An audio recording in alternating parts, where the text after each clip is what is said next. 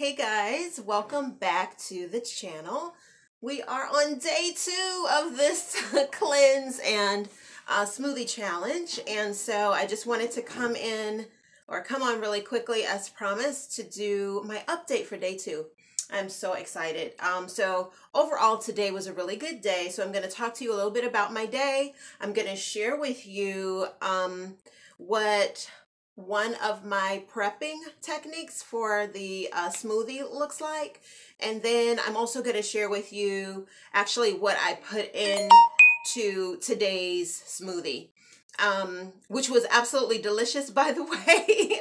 So hopefully you guys will find this recipe to be helpful, and hopefully this prepping tip will help you as you continue on your 10-day smoothie cleanse.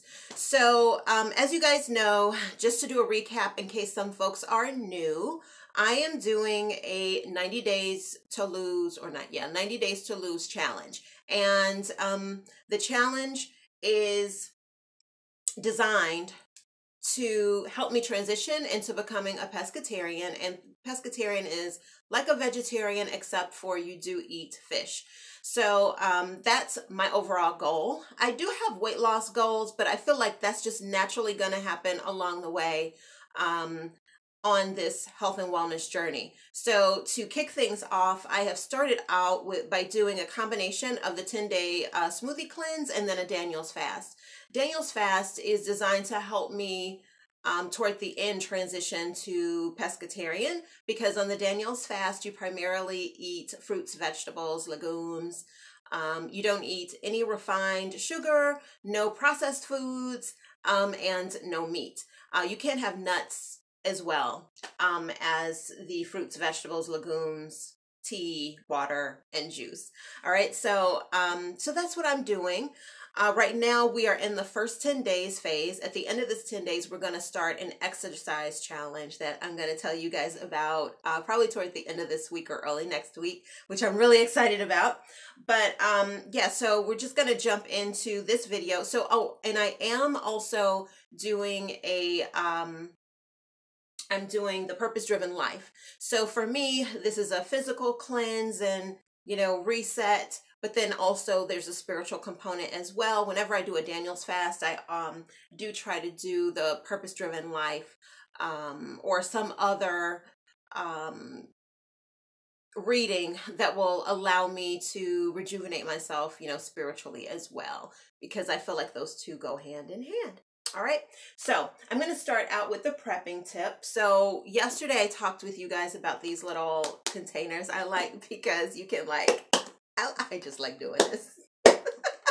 I love this. So they have they snap into place, and one of the things I like about it is that it makes it really airtight, and I feel like my leafy greens and my vegetables and stuff like that keep longer in these. I don't know. I think I'm going to compare this to some of my other Tupperware just to see if it actually does happen. But I feel like it keeps things fresh and crisper longer. So if that's a challenge for you with some of your other containers, you might think about trying this. I picked this up from Costco, as I told you guys yesterday, but you can also find it on Amazon. So I'll put a link, if it's not already, at the end of this video, so you guys can check them out if you decide you are interested and want to learn more about it. But what I do is I take a container like this. This is one of the methods I use, but I'll take a container like this and I will prep all of my ingredients in the container at night. So then in the morning, all I have to do is pour it into my NutriBullet. Some of you guys are using blenders. It'll work the same way with a blender. But I just like my NutriBullet because I finished my smoothie. So I wanted to show this to you guys. I did finish today's smoothie, which was absolutely delicious. This morning, I finished my morning smoothie. So I have another one to go this evening. But I can pour all of the ingredients, of course, in this once it's cleaned. And then I can just sit it on top of my NutriBullet, blend it, put the lid on, and go. So I don't have any cleaning up to do. So that's why I like to use the NutriBullet. But for this one, I added strawberries. I have power greens. My power greens contain chard, spinach, baby kale, and another ingredient. I'll have to check what that is, and then also frizzy. So that's what's in my power greens. And then I have some carrots here. I have broccoli here as well. And then I have strawberries. The only ingredient that isn't in this is banana, because I just like to peel my banana in the morning. It's super easy to peel and just toss in the blender. And so that's what I do at night. So then I don't have to pull all this stuff in the morning, and it saves me a lot of time and a lot of energy. So I like to do that. And then I add my powders. So I told you guys about this. So I add my protein powder, and this gives me 2 more servings of greens. And then I add 2 other powders. Now this first one is turmeric. So I buy my turmeric, y'all know I love Amazon. So I buy it off of Amazon. I used to buy like the powdered version in the containers from the store, but it's like between using that for cooking and for my smoothies, I would go through it really quickly. So I just decided to buy a big bag of it. I do have a smaller, like the glass containers, or some of you may get it in a plastic container that you will use for cooking, because you know you can sprinkle it. It has the top on it. You can sprinkle it in your dishes while you're cooking. I have one that I just use for that. This is the one that I use for my smoothies. And then also, if I run out of the kind that I use for cooking in that container, I'll refill it from this sometimes too. But I add turmeric, or turmeric. People pronounce it so many different ways, but I use the turmeric because you guys know that I have that family history of cancer. And so whenever I cook or whenever I'm doing my smoothies, I'm always trying to infuse it with herbs and other ingredients that will help me to stay as healthy as possible. So turmeric has so many health benefits, and so that's why I add it. It is a very strong antioxidant, and it is, they have found that, you know, it can be beneficial when fighting off the cells that create cancer. So that's why I have my turmeric. And then I also add maca powder. This is the, they have 2 kinds. So there's this kind, which is more of like a beigey color. And then they have red maca as well. I don't know that there's a big difference between the red and this color, but I like to add it because it is a superfood. So if you are a person who suffers from like low energy, okay. So if you look up maca, you'll find that the Ican warriors used to, red maca is for men. You know what? I have heard that both can have it. So it's interesting that you say that, Gwen, that red is for men. So I'm going to look at that. I've heard that both work for your lady parts and your men parts in terms of keeping everything operational and regular. But the greatest benefit is supposed to be that it helps you like with endurance and stuff like that. And a friend of mine suggested it to me to try like several years ago, because that's what they say. That's what they say. So for men, both though, I thought both versions help with men's reproduction, but also it's supposed to help with women and your reproductive cycle as well. And I will tell you that stuff changes when I'm taking maca versus when I'm not. And I just mean just in terms of how our bodies kind of, you know, function over the course like of the month and that kind of thing. But it's supposed to increase fertility. So if y'all doing some crazy stuff out there, rhythm method, whatever, you know, be careful if you're taking this. I had to tell one of my friends that, I promise you. So it also creates muscle mass. Yep. You said all right, hot thing. Look, this is not that kind of show. No, I'm just kidding. But it does. That's one of the benefits. Now, you're absolutely right about the muscle mass piece. So actually, this is supposed to help to keep your, make your workouts more effective because it increases your endurance. So a lot of times when people are doing, fast like this, they worry that if they're working out, it's not going to be as effective, if you're trying to tone and get that muscle tone on your body. And then also just for endurance purposes, because, you're not eating the way you used to. A lot of times, you eat certain things while you're working out, and that helps you with muscle development and toning, and helps with the metabolism and all that kind of stuff. So this is supposed to be great for folks who are doing cleanses, and folks who you're just eating regularly. But I just find it's a nice support when I'm working out and I feel like I need a little extra oomph. So if I have a smoothie before I work out, I make sure I put maca in it. But in my morning smoothie, I always put it in anyway, because it also provides me, and this was the thing that I noticed right away with when I started taking this. I noticed like within a week, there was a period of time where I think I was just exhausted for a very long period of time, because quite honestly, I need to do better on self-care, and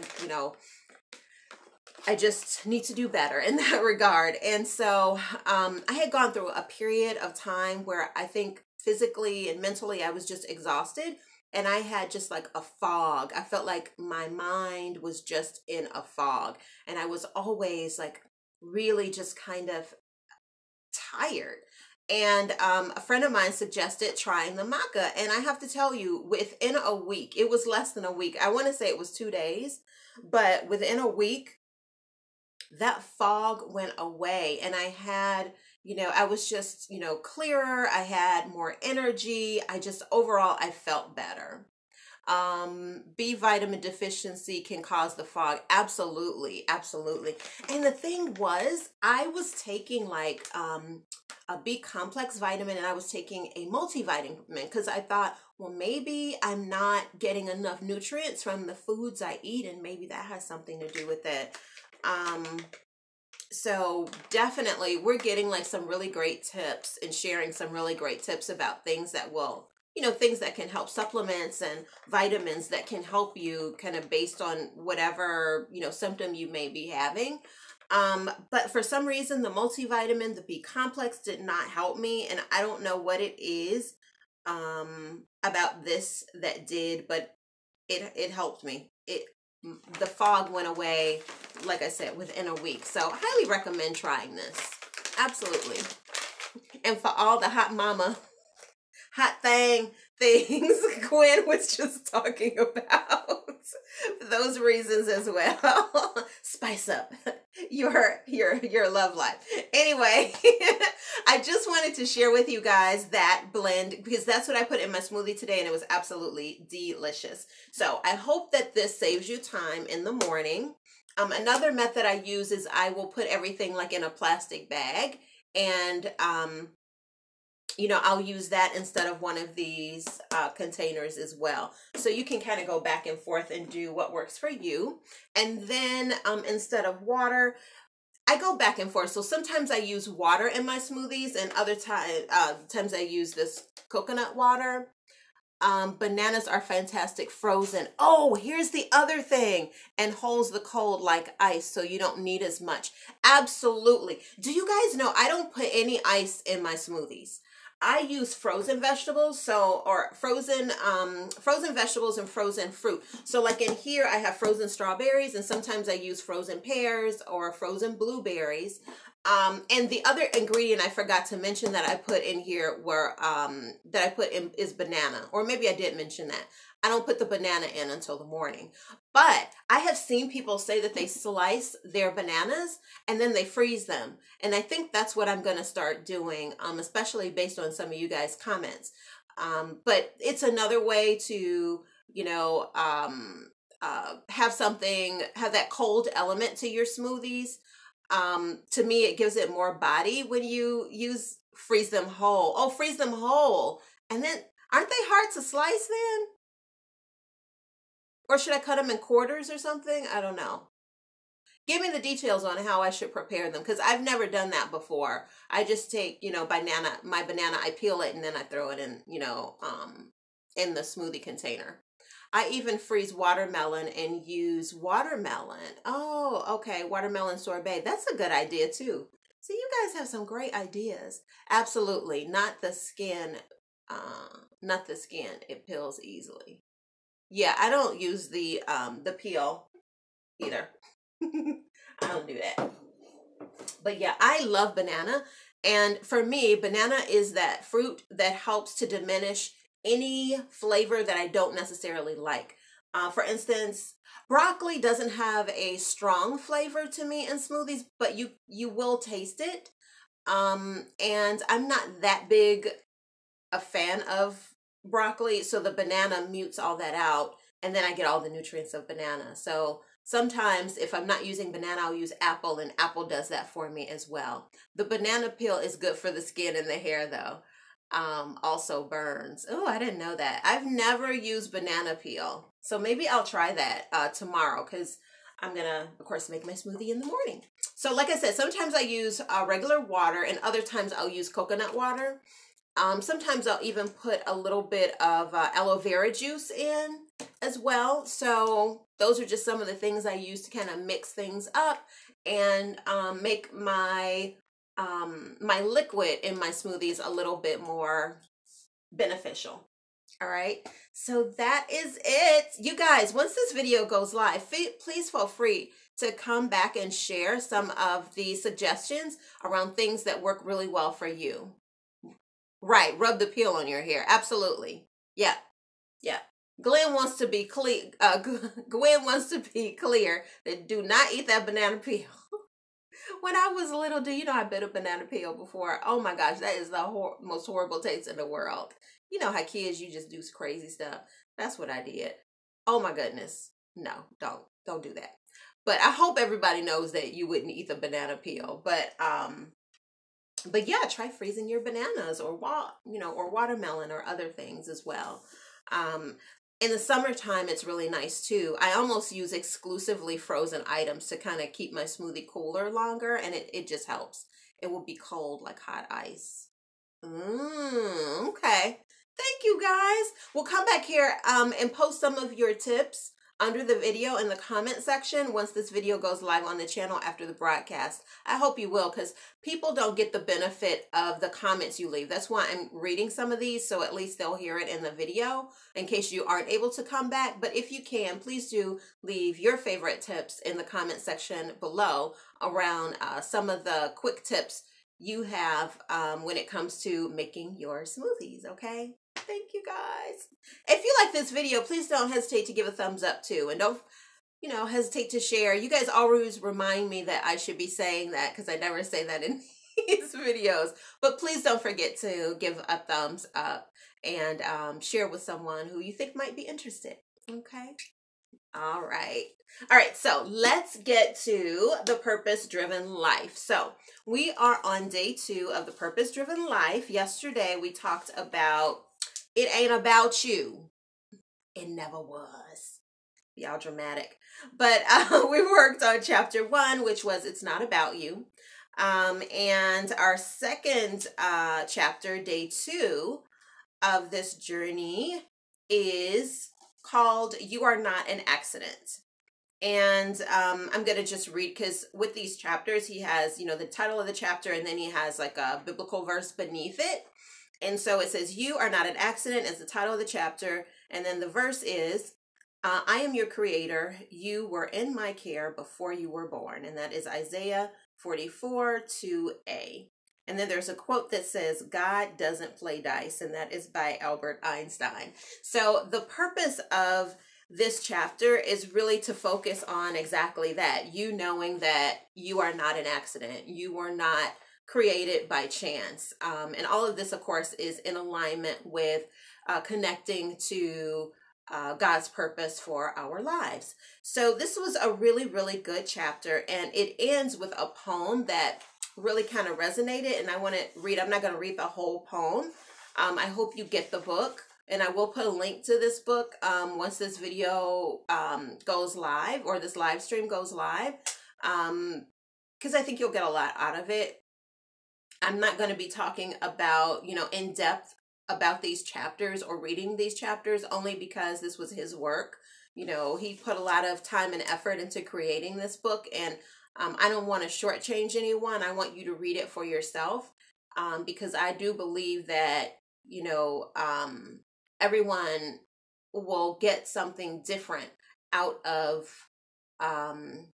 reading, whether it's a biblical verse, whether it's a poem, whether it's even seeing a movie. We process that information based upon our own experiences and kind of where we are at that point in our lives. So I wouldn't want you to miss out on anything, and I don't want to pollute what you're meant to get with what I got, because what I got is what I'm meant to get. And the goal of this book is that you read it for the 40 days and you do it with accountability partner, and then you kind of share. So the reason this is a part of these videos is because I said that I would be the accountability partner for people who didn't have one. And so I will be sharing, and I hope that you guys will share with me in the comments as well. Or you can not instant message, you can email me, that kind of stuff too. All my information is on the YouTube channel. Hey, Queen. Glad you're here, hon. Oh, the crew is here. All right, so this is the part of the poem that really resonated with me. There were a couple of things in here that resonated. So I'm going to start with the poem. And then there were a couple of things I underlined in this chapter that I just wanted to chat about real quickly. So the poem is by Russell Kelfer. And they don't have the title of the poem here, but the second to last stanza says, no, that trauma you faced was not easy, and God wept that it hurt you so, but it was allowed to shape your heart so that into his likeness you'd grow. Last stanza says, you are who you are for a reason. You've been formed by the master's rod. You are who you are, beloved, because there is a God.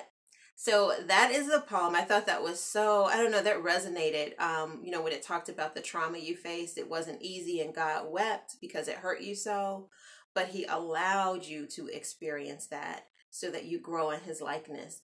And that just really resonated, partially because, a lot of times we wonder why. I'm going to share this with you guys. When my mom passed away, someone said to they were talking to my dad at the wake. And so my dad was talking about how, he and my mother had been together for more than half of their lives. They were high school sweethearts. And my mother died. You guys know she died young. So she was like 49 when she died. And my dad was just talking to someone. I remember, I was like on the other side of the room, but I remember so clearly hearing him say, I started to think, why did this happen, to her? Why did this happen to me? Losing my mom, her getting sick and stuff like that. And he's like, I was just like, why? Why me? Why us? And then I thought, why not? Why not us? These things happen for a reason, to shape us. And it's like, we have to remember that even when bad things happen, God allows them to happen for a purpose. And I don't know, maybe this maybe part of the purpose or the reason around that was so that I could take better or different care of myself and teach my daughter to make different decisions in her life as well, because that was one of the promises my mother wanted me to make to her before she passed away. And we wouldn't be having this conversation here or any of the conversations that we had last year had I not had that experience. So, we just don't know how experiences are meant to shape us and to help us to touch people around, the people around us. So we just have to trust that, again, even when bad things happen, they don't happen the way we want them to. We have to know that there is purpose in it. And the blessing in that is that we have platforms like this to share. We have friendships, we can talk with folks one-on-one, where we can share that testimony. We don't have these experiences to keep them to ourselves. We have these experiences so that we can give a testimony, and, because we don't know how those words will impact the next person. So I guess that's why that resonated with me, in that moment. Um, so it's really a beautiful poem. So I hope you guys take some time to look it up, or to get the book and read it. But it's a really beautiful poem.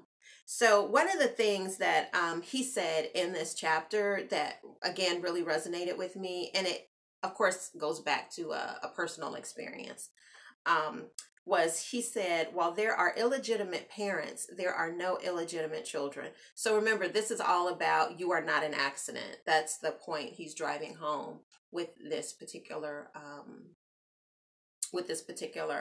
chapter. So while there are illegitimate parents, there are no illegitimate children. I don't know, that really just sat with me in a really interesting way, because there are so many kids who feel like, there is this shroud of shame around, I don't know, being illegitimate. And I've had these conversations with people, men in particular, who have said, I'm not marrying, a woman with a child because I'm not raising, somebody else's child. And obviously those are choices that we all make for ourselves, right? But it's just so interesting that and it just caused me to like remember that, and hopefully it will cause illegitimate children to remember that you still have a father. You're not illegitimate. You're not an illegitimate child. Regardless of the situation with your parents, no matter how you came into existence, God still had you in his mind, and created you for a purpose, right? Because society can say so many things that will cause people to live a downtrodden or a shameful life. And certainly a child, who might be illegitimate, is not robbed of purpose simply because of what other people want to say. So anyway, that just resonated with me. The other thing that kind of resonated with me was he talks about God is an expression of love, like, and he says that God is love, you know and there was something he said in here about